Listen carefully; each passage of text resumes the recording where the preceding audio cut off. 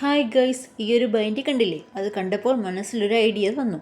Idea തോന്നിയാൽ പിന്നെ താമസിക്കാൻ പാടില്ലല്ലോ, അപ്പം തന്നെ ചെയ്താൽ ചെയ്തു. ഒരു ഡെസ്ക് കലണ്ടർ ആയാലോ? ബോട്ടിൽ കലണ്ടർ കുറേ ചെയ്തിട്ടുണ്ട്, ഇത് ഫസ്റ്റ് ടൈമാണ്. ടൂൾസൊക്കെ എടുത്തു.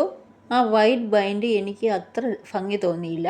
ഞാനൊരു A4 ഷീറ്റ് റെഡ് കളർ വെച്ച് ഒന്ന് കട്ട് ചെയ്ത് ഒട്ടിച്ചു. കാണുമ്പോൾ വളരെ സിമ്പിളായിട്ട് തോന്നുമെങ്കിലും അതിനുശേഷമുള്ള കാര്യങ്ങളായിരുന്നു ഏറ്റവും വലിയ ടാസ്ക്.